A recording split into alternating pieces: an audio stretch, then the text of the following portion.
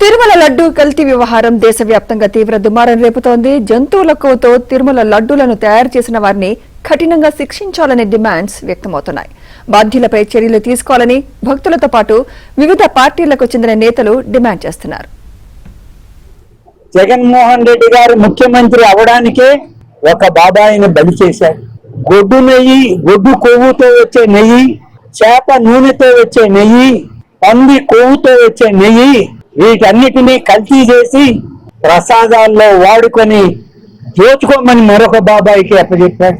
మీ బాబాయిల కోసరం, మీ అధికారం కోసరం, మీ దోపిడీ కోసరం హిందువుల మనోభావాల్ని దెబ్బతీసేటువంటి ప్రయత్నం జగన్మోహన్ రెడ్డి చేసి వారు నంగనాచిలాగా ఏమీ తెలియదు అన్నట్టు ఒక ఉత్తరం రాశాడు ప్రధానమంత్రి గారికి.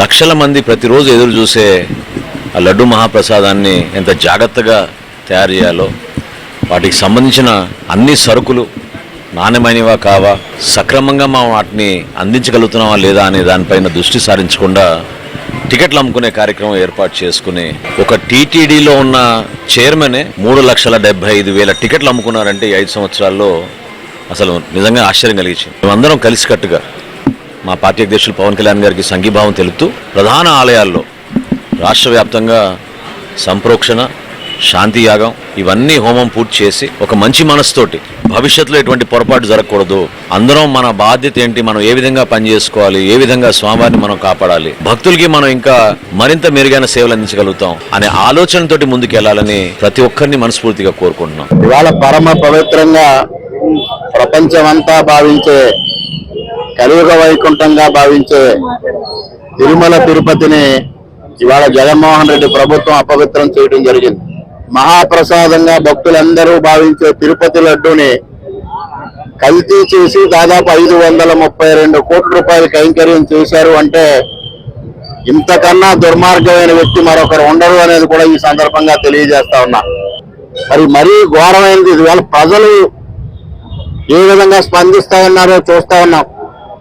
ముఖ్యంగా దేశవ్యాప్తంగానే కాదు, విదేశాల్లో కూడా దీనిపైన తీవ్రమైన నిరసన వ్యక్తం అవుతా ఉంది. ఎనిమల్ ఫ్యాట్, కొవ్వు అది కలిపి, ఇదే కాకుండా ఇంకా ఏది చీప్ గా దొరుకుతాయో ఫిష్ ఆయిల్ కావచ్చు, ఇంకోటి కావచ్చు, కలిపి దాంట్లో 1,000 కోట్ల రూపాయలు మింగేశారు. ఇదేరా మీకు దేవుందేరా మీకు దొరికింది? ఒరే లడ్డారా, భక్తులు తినే లడ్డు దొరికిందారా?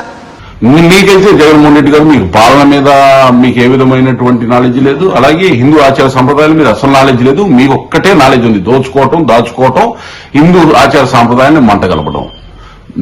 మేము హెచ్చరిస్తా ఉన్నాం.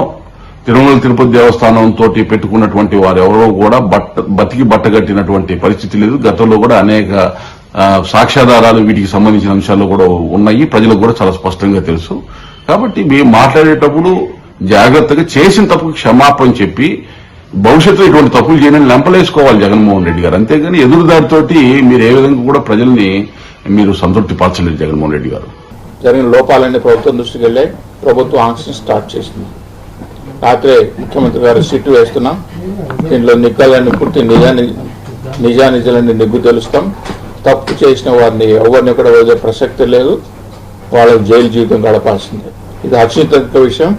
అసలు పర్చేస్ కమిటీలు ఎవరు ఉండాలి, వాళ్ళు ఎలాంటి నిర్ణయాలు తీసుకోవాలి, ఆ నెయ్యి వచ్చే పాయింట్ దగ్గర నుంచి ఆ సోర్సింగ్ వాడి కెపాసిటీ ఫిజికల్ ఇన్స్పెక్షన్ చేయాలి.